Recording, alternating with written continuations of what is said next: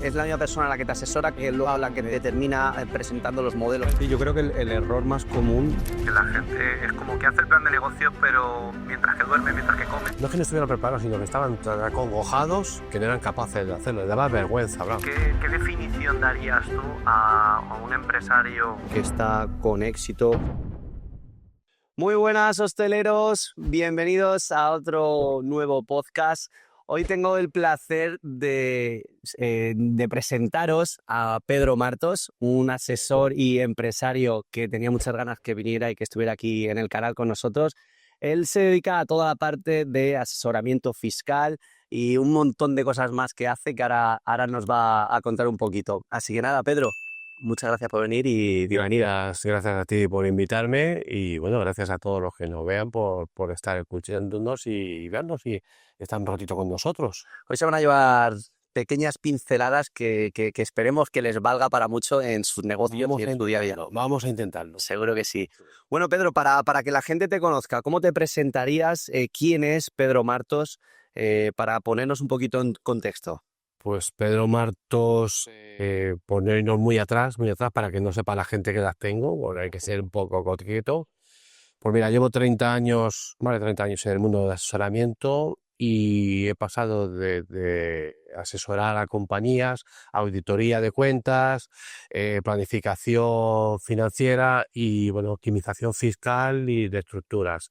Entonces, ahora actualmente lo que más nos estamos dedicando en el despacho es el asesoramiento integral de todo tipo en el área empresarial, tanto laboral, mercantil como contable.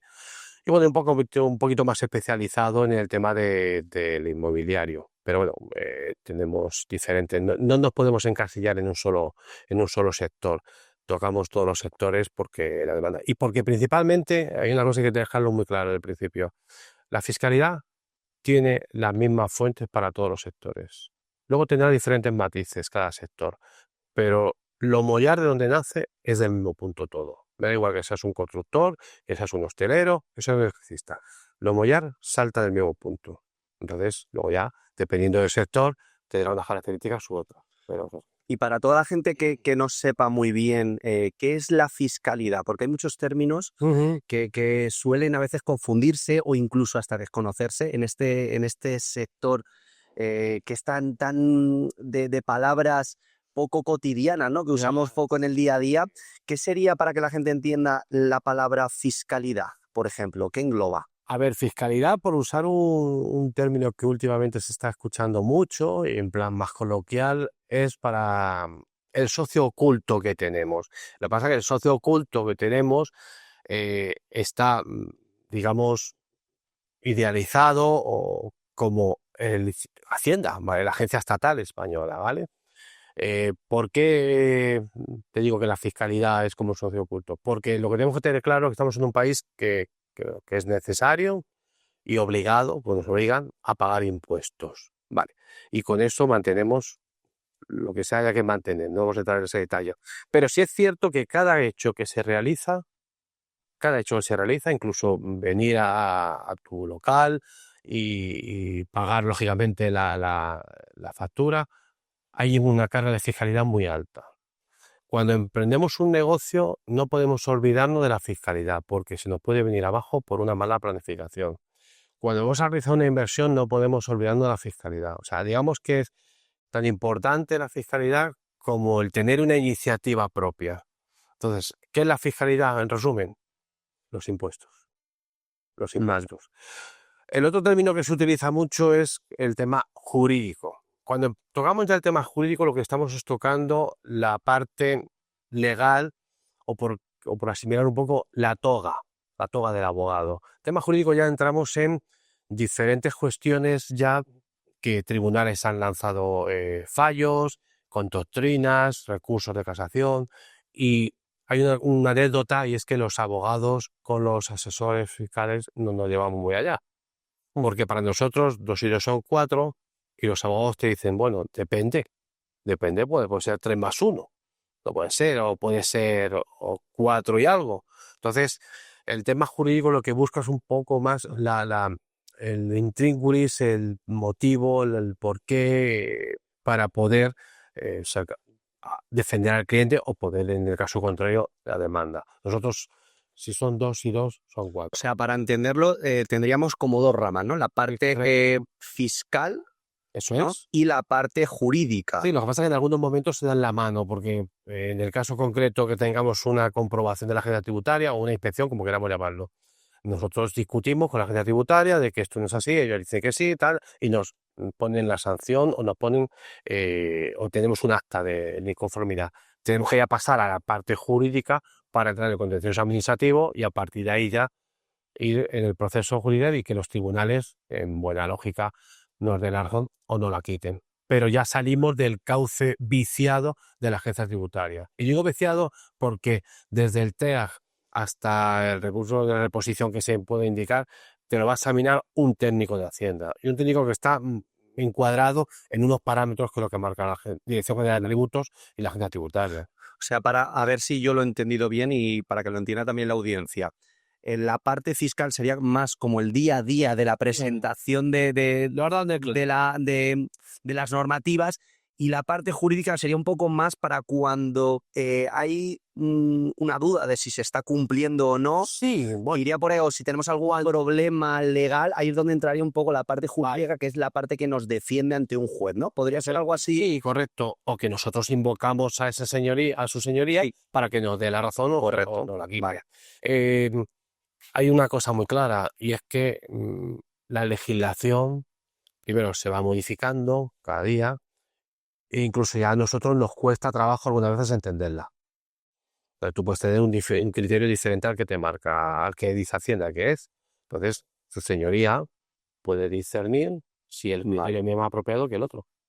Vale, y luego cuando entra el término asesoría, ¿eso realmente podría ser asesoría fiscal o asesoría jurídica? Correcto. ¿O estoy equivocado? Correcto, no, correcto. Vale, o sea, asesoría simplemente sería el acto de asesorar a una persona o a una empresa. Clarificar. Ay, mira, tú imagínate que yo te cojo a ti de la mano el 1 de enero, según terminas de tomarte las uvas, y te suelto el 31 de diciembre del año para que tomes las uvas de nuevo, y durante todo ese tiempo te voy asesorando en las operaciones que tú me dices o en los movimientos para cómo tienes que hacerlo desde el punto de vista de la norma y que no infrinjas, o si lo infringes o pasamos un poco al lado oscuro, para no usar la palabra infringir, que sepamos a qué nos estamos exponiendo.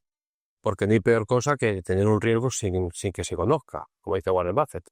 Entonces, el asesoramiento es el asesor, el que tienes a tu lado que te va indicando. Y se confunde con el gestor. El gestor es el que gestiona, el que hace los procesos, el que, digamos, que puede renovar un permiso de circulación, hace la contabilidad, pero en teoría, porque hay gestores también muy buenos, que tocan también el asesoramiento. En teoría, el gestor es, tú le das las facturas, le dice las ventas, le pasa a los bancos y te dice, te van a pagar tanto. Se acabó. El asesor no, el asesor tiene que adelantarse a eso. Oyes, como vas, te va a pasar esto. Normalmente van de la mano porque yo, por lo que sé, normalmente el asesor y el gestor es como normalmente la misma persona en pequeñas o medianas empresas, ¿no? Sí. Es la misma persona la que te asesora que luego la que te termina presentando los modelos. El mercado ha hecho que esas dos figuras se unan y haya despachos que den asesoramiento y gestión. Pero digamos que, bueno, ¿se le pueden llevar de la mano tranquilamente? Sí, puedes tener un despacho que conviva las dos perfectamente, no hay ningún problema. Y estaría bien dicho que la gestoría es la gestora o gestor es la persona que te presenta la parte fiscal, ¿no? ¿O no? Sí, que te hace el cumplimiento de las obligaciones formales. Vale. Y el asesor es el que te va adelantando a dónde vas a llegar. Vale. Y dónde tienes que, digamos, las directrices que tienes que tomar o los pasos para llegar a donde tú quieres. Genial. La pregunta que tiene que hacerte el asesor es, ¿estás aquí? ¿A dónde quieres llegar y cómo quieres llegar? Para planificar. Vale. Y entonces tiene que ir de la mano contigo. Y claro, tienes que hacerle caso a él o discutirle para sacar la mejor opción. Eso es. Porque si no haces caso, no contratas a su asesor. Sí, claro, si no tiene. Pero hay gente que nos miente, ¿eh? Hay gente que se sienta delante de nosotros y nos miente y no nos cuentan la verdad. Oye, yo no soy Hacienda. Claro. No me mientas. Sí, si me mientes, pues no me pagues. Digo, si me pagan, no voy a hacer un trabajo en condiciones. ¿Entiendes? Entonces, bueno, es que es un mundo. Y entrando en esa parte ya de lo que es el empresario, cuando tú con la experiencia que tienes ya de décadas, de que se hayan sentado contigo empresas y empresarios, ¿cuál es el error típico que ves en el pequeño mediano empresario que suele cometer en esta parte fiscal? Para mí hay uno que es importantísimo y primordial y a veces soy capaz de explicarlo. Tú montas una empresa. Hablamos con sociedades, porque luego entramos en el tema del autónomo. Tú montas una empresa y esa empresa no te puede fagocitar. ¿Qué es exactamente fagotizar? Ahora te lo digo. Fagocitar, que te fagocite la empresa es que tú vivas para la empresa. La empresa tiene que vivir para ti. Tú la montas. Tú le das el combustible para empezar. Evidentemente al principio vas a tener que trabajar ahí, punto. Pero tiene que llegar un momento en que tú tengas claro que la empresa por sí sola avanza. Entonces, no dediques tiempo tuyo, personal, a la empresa, porque lo que estás haciendo es que con tu trabajo le estás pagando a Hacienda más impuestos de lo que debes. Una vez que la empresa continúa y va hacia adelante sola, se autofinancia y tiene recursos propios, lo que tienes que hacer es empezar a vivir tú y que la empresa viva para ti, no que tú vivas de la empresa, que tú vivas para la empresa, perdón. Esto me parece como muy así, como muy de karma. No de karma, no. Es que al final, si tú estás aquí 12 horas o 16 horas, estás haciendo, ¿qué vas a cobrar? Voy a cobrar 10.000 euros al mes porque me lo valgo. Perfecto, divino. Pero te va a venir Hacienda, te va a venir un estacazo con la renta que vas a dejarte tiritando. Pues a lo mejor, lo que tienes que hacer es estar 4 horas, metes a una persona contratada de confianza. Ese gasto es un gasto para el impuesto de sociedades y tú luego recibes los dividendos. Que los dividendos en la renta se comportan de una manera mucho más amigable, dentro de lo que cabe, que la base general, que es donde van los sueldos. Entonces, no paguemos más impuestos de lo que debamos. Y vuelvo a repetir, nadie monta una empresa para perder dinero, eso está claro. Pero la empresa no te puede absorber, no te puede fagocitar. Tienes que tener claro que la empresa de las que funcione, déjala. Tú tienes un hijo y no vas a estar toda la santa vida con él. Llega un momento que el hijo dice, papá, hasta luego, que me voy. Pues eso en la empresa pasa igual. Sí, por entenderlo un poquito, por traer un poco a tierra todo lo que comentas, que lo veo muy interesante, es la parte como que yo la suelo ver como que el empresario prácticamente hace de autoempleado, ¿no? Exactamente. Eso te va a provocar que vas a tener unas limitaciones continuas. Si tú lo que quieres es un autoempleo, pues ya sabes que tienes un autoempleo. A tu negocio intenta que esté a las 8 horas, como si estuvieras trabajando y se acabó. Pero si no quieres un autoempleo, si no quieres un emprendedor y te va bien y tienes ideas y avanzas, procura básicamente que la empresa no te coma a ti. No. La empresa no me puede comer nunca. Ese es un error importantísimo. Luego otro error importante es en momentos difíciles, la típica expresión, esto lo saco yo por mis narices. No, vas a perder las narices y todo tu patrimonio. Otro error también es meter tu patrimonio personal dentro de la empresa mediante avales que te pide el banco, que estamos de acuerdo. Que el banco siempre te va a pedir que tú avales del producto. Genial. Pero una vez que la empresa tiene una trayectoria, tiene un histórico y tiene unos resultados, yo no avalo con mi patrimonio personal. La empresa se avala consigo mismo. Y los bancos lo entienden. Pero no puedes llegar recién constituida la empresa y decir que avalas con la empresa. Porque te va a decir el banco, si es que no me estás diciendo nada todavía. Yo necesito saber dónde puedo enganchar si no se paga. Claro. Por eso al principio hay que avalar personalmente, ¿vale? Genial. Y otro tema. Si la empresa funciona por sí mismo y yo saco rendimientos de la actividad, o saco dividendos, y los traslado, los plasmo en inmuebles, porque me gusta comprar inmuebles, no lo metas dentro de la empresa. Móntate una sociedad patrimonial y separa la actividad de tu beneficio que estás trasladando, ¿vale? ¿Por qué? Pues porque si esta actividad te va mal, por desgracia, no intoxiques a los inmuebles.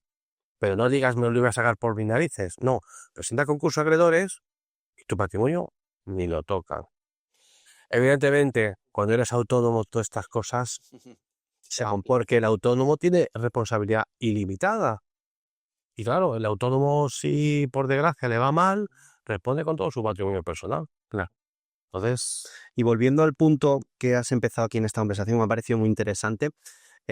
Claro, tú comentas de no avalar personalmente, intentar que todo se haga bajo una sociedad, por lo que te he entendido, pero claro, también has comentado que es complicado y muchos que nos estarán viendo dirán, claro, pero es que yo voy al banco a pedir un préstamo para montar mi negocio y me dicen que me vaya por donde he entrado. sí, pues Ahí como, claro, tú recomiendas que al principio no te queda otra que confiar en tu proyecto, poner un poco la cara por delante y tirar con lo que se pueda para que te puedan dar un pequeño préstamo, un poco de ahorros, un poco que te asocies con alguien.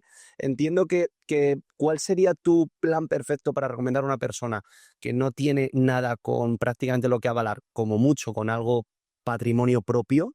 ¿Cuál sería tu ruta para empezar un proyecto sin tener realmente un histórico? a ver, sin tener histórico, como ya me has comentado tú, eso es problemático. Es problemático que un banco entre, porque al final un banco es un negocio. Yo te cedo dinero y te cobro por ese dinero, o yo vivo de ese dinero que te cobro. Eso está claro, eso lo tengo que tener claro y el que no lo piensa así, pues se has equivocado. Entonces, hoy en día, por ejemplo, también hay capital privado que está dispuesto a aportar y apostar por ti. Capital privado. El capital privado, me refiero, por ejemplo, a una figura que cada vez se va utilizando más y se conoce más, como es una cuenta en participación. O sea, yo te digo, Iván, me encanta tu proyecto. Quiero formar parte y tú me dices, vale, pero no vas a ser socio mío porque yo no quiero tener socios. Digo, vale, pues genial, pero tengo este dinero. Te lo aporto para que lancemos el proyecto, ¿vale? Firmamos un contrato de cuenta de participación.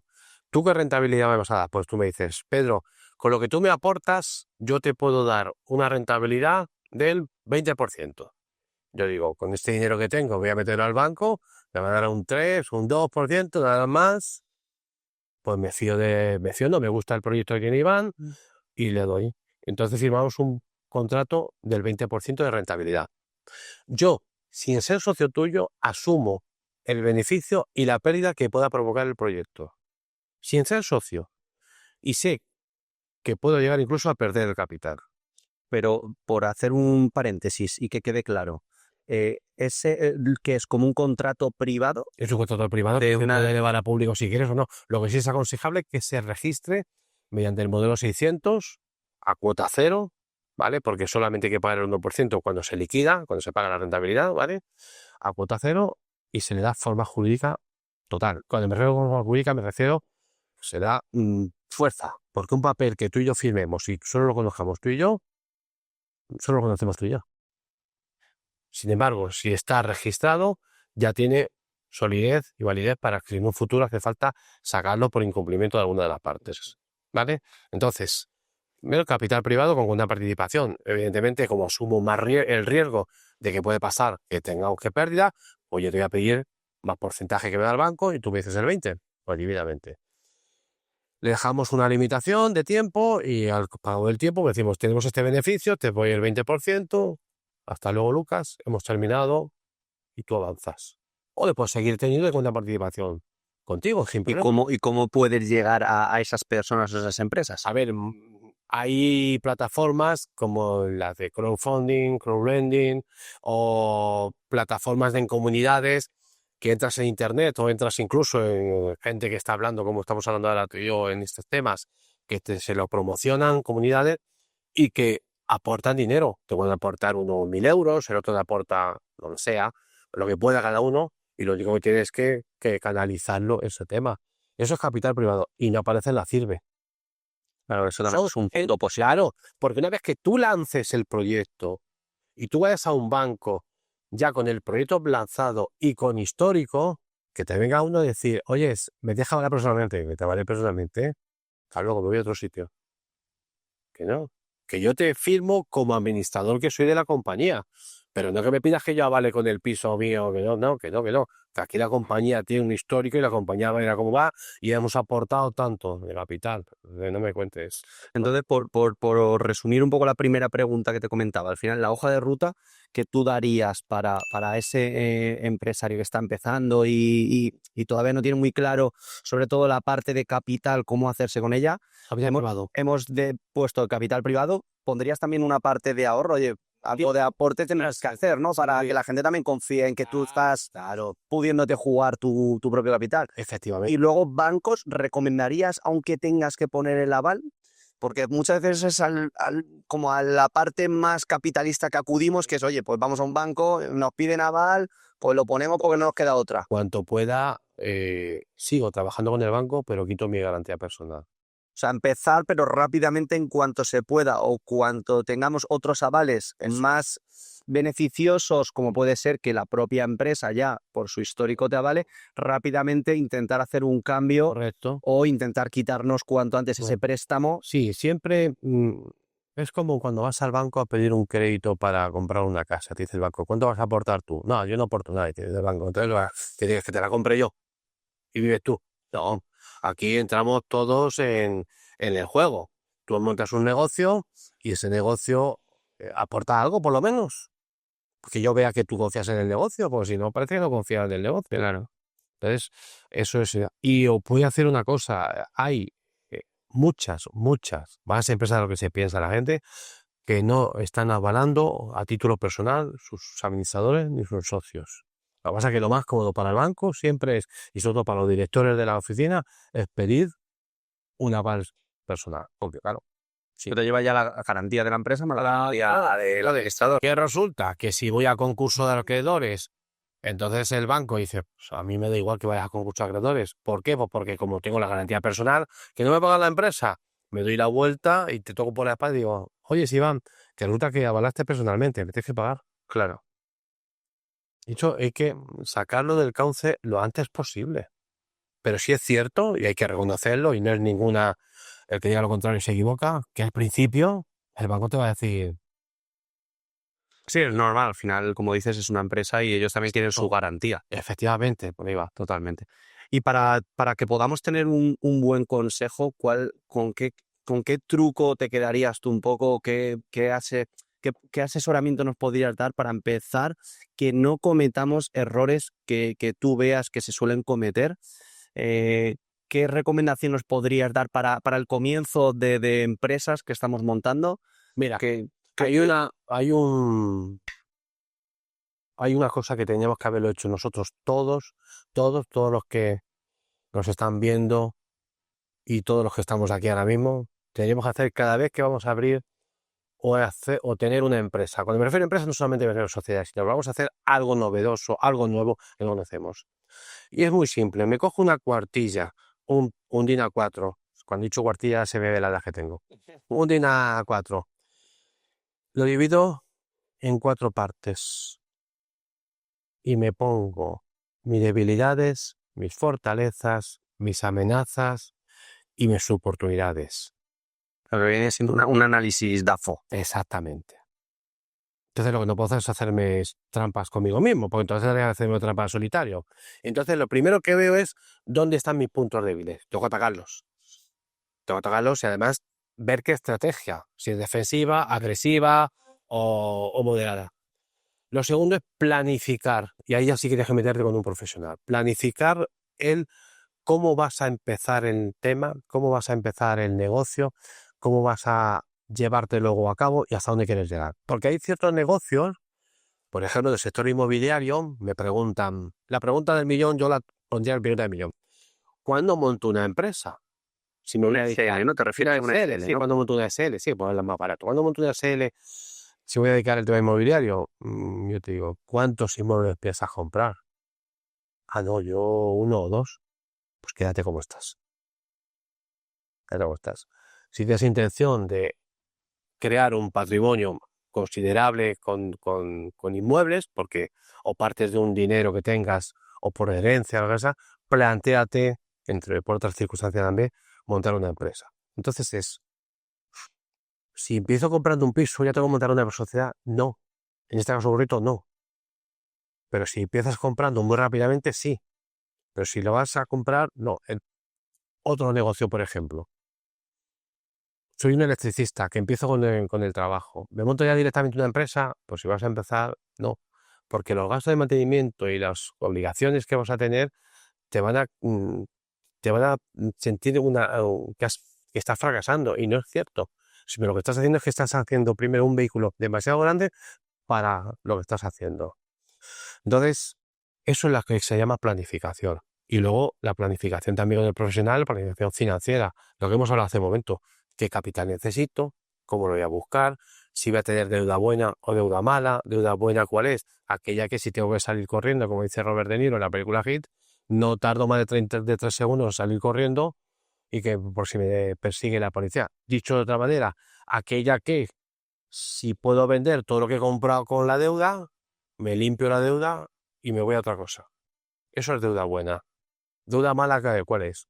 Aquella que por mucho que venda, no la cancelo. Y me quedo con el resto de mi vida con mochila. Esa deuda no me gusta, no es buena. Por eso el quitar el capital privado, que no digo con esto que el capital privado no hay que devolverlo, ¿vale? Lo digo con esto. Pero es mucho más amistoso y más negociable que hablar con un banco para decir no te puedo pagar, ya ve cómo lo hacemos. Claro, ¿vale? También hay que dar más rentabilidad. Entonces, planificar, tener claro cuáles son mis debilidades, mis oportunidades, mis fortalezas y mis amenazas. Y bueno, hacer también por una prospección en el mercado donde me quiero ubicar, mi entorno. Luego, en el tema financiero, Un plan de negocio, ¿no? Sería para dentro del... Por simplificar es lógicamente hacer un plan de negocio. O sea, claro, no puedes... Tú cuando abriste tu negocio dijiste, anda, me abro un negocio. Y lo abres y ya está. No, tú llevas dándole vueltas ahí tiempo y lo planificaste de una manera o de otra. Sí, yo creo que el error más común que la gente es como que hace el plan de negocio, pero mientras que duerme, mientras que come, mientras que, es decir, van pensando, ¿no? Y al final un plan de negocio creo que lo que hay que hacer es como todo en la vida, sentarte. Correcto. Y documentarlo bien en papel o bien en digital, pero documentar bien, y cuando tú vas documentando te van saltando y va floreciendo posibles errores que muchas veces desde la cabeza solamente no terminas de encajar bien todo el puzzle. Y intentar meterlo en diferentes escenarios, y si pasa esto, y si pasa esto otro, y si pasa esto otro. Sí, totalmente, claro. Eso es un error que, digamos, que es la mayoría de los fracasos vienen por ahí, ¿eh? ¿Y alguna anécdota que nos puedas contar, tanto de un caso pues positivo que hayas tú podido enderezar porque estaba en una situación la empresa muy, muy compleja, como algún otro caso negativo que ha salido pues bueno, mal parado por haber cometido una empresa ciertos errores, normalmente sobre todo por principiante, no que lo hayas hecho adrede, porque si lo has hecho adrede y te ha salido mal, pues es lo que tiene. Pero sobre todo aquellos empresarios que lo han hecho desde el desconocimiento, desde la falta de formación, ¿qué 2 anécdotas nos podrías poner en 2 escenarios? Pues uno bueno y otro malo. Por ejemplo, hace poco tuve una consultoría de unas personas que tenían unas tiendas, bueno, estamos en el 25, empezaron en el 24, unas tiendas de productos de bisutería y de ropa, varias, a la vez. Y como error tenían un error que dice, bueno, pues un error de bulto, bueno, pero lo hacían sin mal hacer. No tenían caja registradora. Si tú no tienes caja registradora en un establecimiento que entras al público, es un error. ¿Por qué? Porque no lo habían informado bien. Pensaron que era abrir y ya está. O sea, parece una tontería lo que estoy diciendo, pero es tan real. Otros errores que producen, el tener por ejemplo, el pensar, bueno, me voy a lanzar un poco. Pensar que cualquier tipo de negocio, esto es actual, cualquier tipo de negocio lo puedes hacer a través de una empresa en el extranjero. Eso es un tema que hoy en día se habla. Cualquier tipo de negocio lo puedes hacer en una empresa en el extranjero. No, señores. Tú puedes hacer con una empresa en el extranjero aquellos negocios que primero o tienes soporte en la empresa del extranjero para que, el soporte me refiero, que te respalde, que como que de ahí está haciendo la gestión que se está haciendo en España, con lo cual estás haciendo el símil como una empresa que viene a invertir en España, ¿vale? O tienes soporte, o si no, estás haciendo una actividad online que la mayoría de tus clientes se están pagando a esa empresa del extranjero, con lo cual en España no entra nada. Pero luego no te quieras traer el dinero a gastártelo libremente. Eso es otro error. Y actualmente se está produciendo mucho. Cosas que algún caso que se ha enderezado, pues hombre, empresas que estaba el señor o el administrador o los administradores malamente, no veían más allá porque ya estaban los pobres obcecados en que no salían, y se le hizo una reestructuración empresarial, se le hizo un preconcurso, se sentaron a todos los acreedores y se le puso un plan de pagos y entraron, pero cuando me refiero también incluso a los bancos, entraron porque se veían que si no se iban todo el garete y no cobraban, y ellos no estaban, no es que no estuvieran preparados, sino que estaban tan acongojados que no eran capaces de hacerlo. Les daba vergüenza, bravo. No, vergüenza no tiene que darte. Bueno, ¿tú has hecho algo? ¿Has engañado a alguien? No. ¿Te ha venido mal el mercado? Sí, pues entonces no tienes que repetirte nada. Otra cosa es que los hayas engañado. Como tú dices, por adrede. Pero tú no has hecho eso. Te ha venido mal el mercado. Pues te has quedado obsoleto porque no has sabido ver tu competencia cómo iba avanzando. Lo que sí, bueno, que ha sido un mal empresario de una temporada. Entonces, ese caso sí que fue muy sonado para nosotros porque después de mucho tiempo, de mucho tiempo, logramos sacar a la empresa a flote y bueno, pues sobre todo lo más importante que nos llenó de satisfacción, como dice cierta persona, de orgullo y satisfacción, nos ha llenado, es que los puestos de trabajo se conservaron. Entonces, joder, para el despacho fue muy bueno. Pero normalmente es porque se entra en una caída libre y no eres capaz, te arrastras y no eres capaz de decir, paro, ¿y qué es lo que está pasando? Sí. No, porque te dejas llevar ya por la propia iniciativa. Sí, es un tema que te podría contar pequeñas cosas no sé, sobre todo en temas de impuestos. Es que esto yo no sabía que había que hacerlo, pues no le han dicho, pero venga, si es que tú se está ahorrando con esto.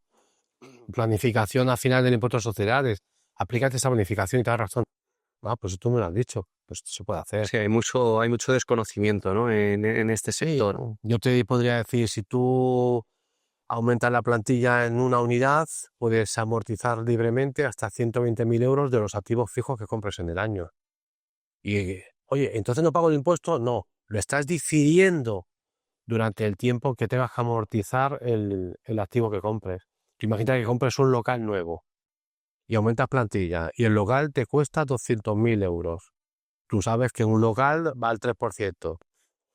3% son, si no me equivoco, 6.000 euros de amortización. Pues imagínate que te amortizas de golpe en ese año 120.000 euros sobre los 200.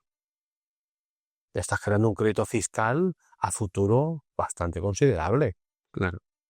Pues todo es cuestión de... Sí, pequeñas cosas que se desconocen y que te ahorran muchísimo dinero. Claro, pues eso es el tema. Y hablando de toda la parte de desconocimiento, quiero retomar a la pregunta anterior, donde has hablado de esa parte de que hay empresas que se montan en el extranjero para, bueno, que hoy en día... Es un tema importante, Pedro, que yo creo que a muchas de las personas que nos estén viendo seguro que le puede interesar. Y yo creo que todos lo hemos escuchado de refilón, esa parte de, oye, monta lo que está muy conocido ahora de Andorra y países un poco de extranjero que tienen menos carga fiscal.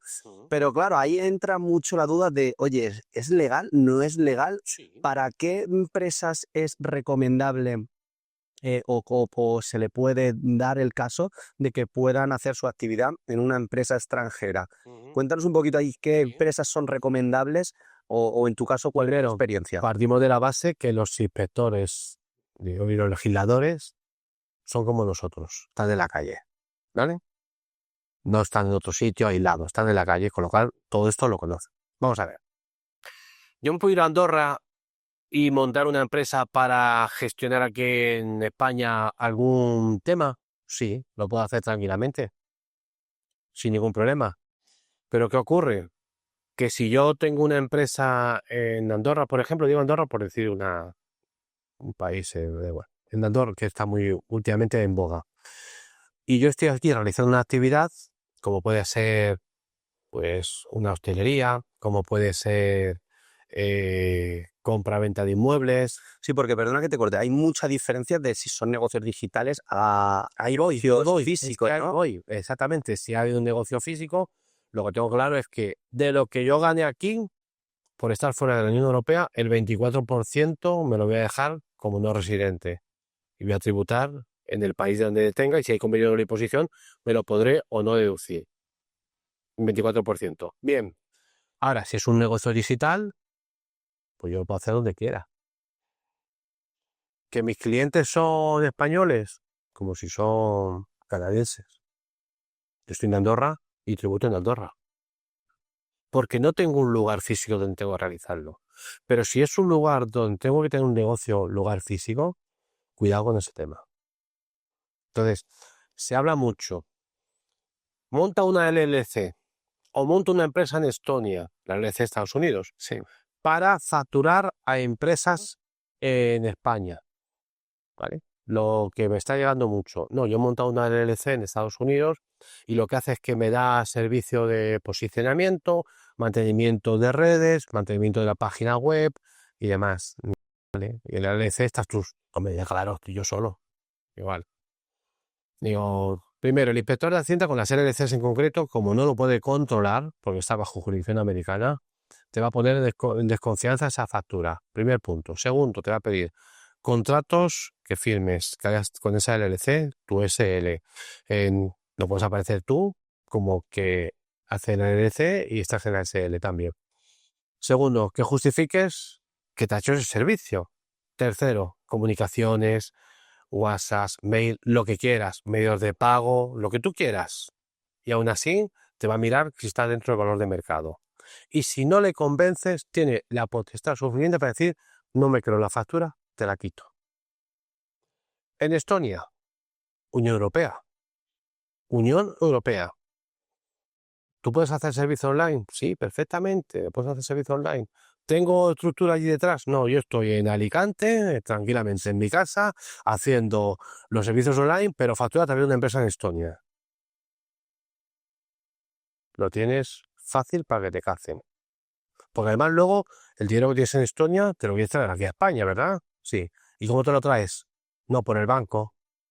Pues estás dejando la huevo, está poniendo una lucita roja a la agencia estatal. No, es que me hago la tarjeta H Resident. Vale, pero ¿dónde estás tú realmente haciéndolo? El problema es que los rastros, perdón, los rastros que dejamos son muy evidentes. Entonces, si yo no tengo estructura detrás en Estonia de una persona que me haga las funciones de dirección o de administrativo, y esa persona sea la que me firma, que deberé que pagar para que haga esto, los controles y demás, estoy vendido. Las LLC, ¿dónde están los errores? Pues a los errores de la LLC es que el dinero que yo tengo allí me lo quiero traer. ¿Y cómo te lo traes? No, pues compro me hago una tarjeta de un neobank, que Mercury, Wise, Pioneer, Stripe, que sea. Me hago una tarjeta y lo gasto aquí. Vale. Podrás gastarlo en el supermercado o podrás gastarlo yéndote a comer con tu gente o comprándote ropa. Pero como nos va a la marcha, me quiero comprar un reloj de oro. El reloj de oro te piden el DNI. Y si te piden el DNI, te va a declarar. Y si tú en la renta declaras que tienes 3.000 euros de base imponible, liquidable, y te has comprado un reloj de oro que cuesta 6.000 o 10.000 pavos, pues estás haciendo un pan con dos tortas. Y en el supuesto, por ejemplo, que ya no sea solo la actividad, sino pongamos que, por ejemplo, la actividad sí la declaras, en este caso en España, que es donde nos encontramos, pero resulta que la dueña de esa empresa sí es una empresa extranjera. Bueno, no pasa nada. ¿El caso sería similar o ahí No, difiere un poquito? no hay ningún problema en eso. Las empresas extranjeras pueden venir a invertir en España tranquilamente. Ahora, en el caso de la Claro, pero el beneficio se lo lleva. Espera, en el caso del LLC, las que se están montando bastante son el Single Member, Foreigner, Disregard Entity. Que me perdonen por el inglés chapucero que tengo, pero bueno, en español es único miembro, extranjero, desfiscalizada en Estados Unidos. Porque el tío Sante dice, tú déjame el dinero aquí y tú la actividad que desarrollas fuera de Estados Unidos, por eso no tributas aquí, arréglatela con quien quieras en España o donde vivas. Entonces, cierto es que hay un acuerdo amistoso entre Estados Unidos y en España para las LLCs, pero con esas LLCs que no declaran nada en Estados Unidos, ¿tú qué declaras aquí en España que has ganado? Si en Estados Unidos no lo declaran. Y los inspectores no tienen jurisdicción para pedir la contabilidad a Estados Unidos. Y los inspectores no te pueden pedir datos de una empresa que tú tengas en Estados Unidos, salvo que te demuestren que estás teniendo dinero de aquí. Entonces sí que te enganchan esa cifra de ese dinero. Pero no te pueden decir, presénteme la contabilidad de las LLC en Estados Unidos. Yo no le presento nada. No tiene por qué pedirme eso. Entonces, ahí la cuestión es, ¿qué declaro? Si no declaro nada y no me traigo el dinero, lo tengo en Estados Unidos, pues tengo que moverlo por los Estados Unidos. Tendré que buscar otros cauces. O comprarlo desde esa empresa, ¿no? No comprarlo en esa empresa. Vale. Tendré que buscar otros cauces para poder traerme el dinero. Vuelvo a repetir, donde nos perdemos es cuando nos queremos traer el dinero a España para comprar cosas y disfrutarlo. Eso en serio. Sí, al final, en resumen, cuando queremos hacer un poco la trampa, por así decirlo, queremos un poco esquivar a Hacienda obviamente se lo sabe y al final tienes que hacer las cosas medianamente bien para que no tengas problemas. Si empiezas a querer rebuscarlo mucho, seguramente se hagan las cosas un poco mal y que puedas tener un problema de legalidad. Permíteme un ejemplo burdo. Si tú te vas y te compras un traje Hugo Boss y te compras un traje de otra marca que no voy a nombrar, posiblemente el de Hugo Boss llega a tener experiencia y se vaya a la boda solo contigo. El de esa marca que no quiero pronunciar, seguramente en la primera boda se te caiga hasta la manga. Luego, o hago completamente el círculo, lo cierro, o cualquier brecha que deje, Hacienda se va a meter por ahí. Y el ejemplo del traje, si se me cae la manga, ya se me están viendo lo que estoy haciendo. Pero tengo que hacer las cosas en condiciones. Y yo sé qué ocurre, que no cuesta lo mismo el traje de Hugo Boss que el de la otra marca. Claro. Pues esto es igual. Si lo quiero hacer bien, hazlo bien. Pero no me digas que te va a costar esto 1.000 euros. No te puede, porque por 1.000 euros te están haciendo una chapuza. Y asegúrate de lo que estás haciendo. ¿Y hay cosas que se pueden hacer para optimizar? Sí. E incluso dentro de la Unión Europea. Optimizar y tener empresas que pagan al 0%.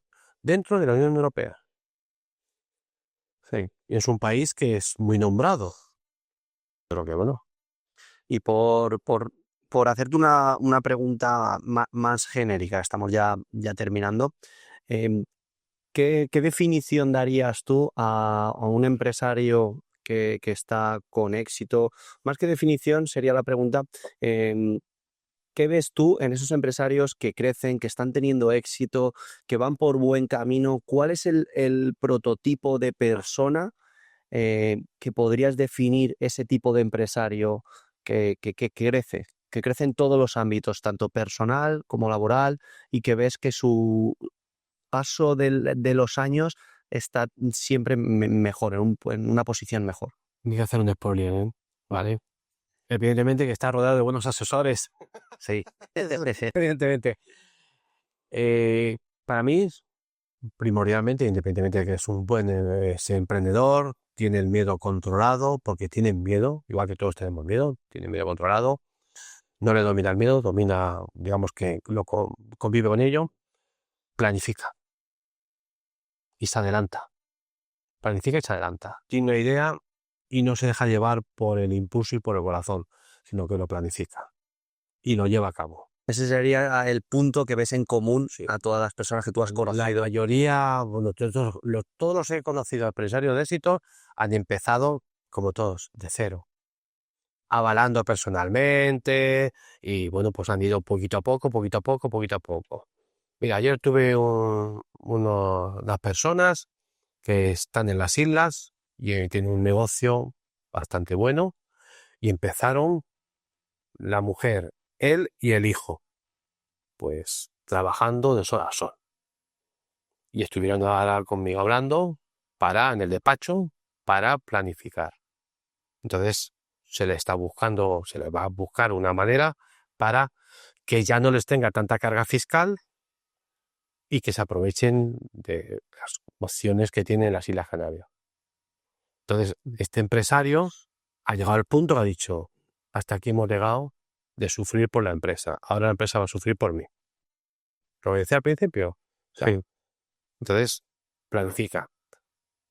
Gente con éxito, buena planificación fiscal, buena planificación financiera, porque él ya se va a buscar las ideas y las nuevas iniciativas y luego las expone a su gente que se rodea. Esto, claro, cuando hablas de un autónomo, dices, ¿yo qué hago? Me pongo delante del espejo y me digo, Pedro, ¿tú qué opinas del negocio este y tal? Pues hombre, es complicado. Pero cuando estás hablando de una empresa y ya estás empezando a coger cierta envergadura, no hace falta que sea una gran empresa. Pero en la empresa tienes que rodearte de gente profesionales porque tú sabrás mucho de tu negocio, pero este sabe de lo otro, y esto sabe de otra pata, y este sabe de otra pata. Y en conjunto es lo que montan bien que el negocio funcione. Planificación. Totalmente. Bueno, pues no vamos a quedar con ese punto. Yo creo que para mí es muy, muy importante y yo también, o sea, pienso igual que al final la planificación es algo súper, súper importante. Bueno, pues Solo perdí una segunda. Perdón. No hay que tener miedo a Hacienda. Se me queda nos quedamos con ese No hay que titular. tener miedo a Hacienda. Bueno, pues vamos a cerrar con ese titular. No hay- Planificación y no tener miedo a Hacienda. Eso. Así que bueno, espero que os haya gustado, que hayáis aprendido sobre todo de una persona que tiene muchísimo recorrido, que al final está todo el día con ello, como Pedro.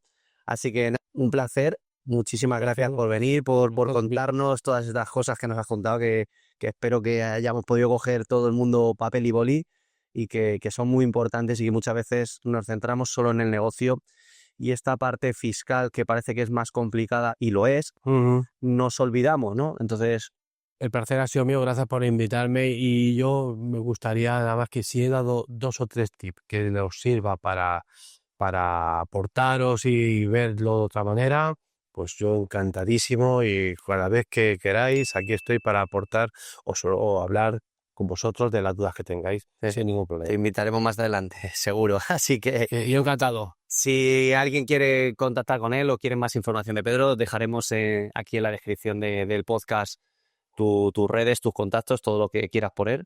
Así que un placer, Pedro. Placer es mío. Bienvenido. Muchas gracias por estar aquí con nosotros. Muy bien. Chao. Hasta luego.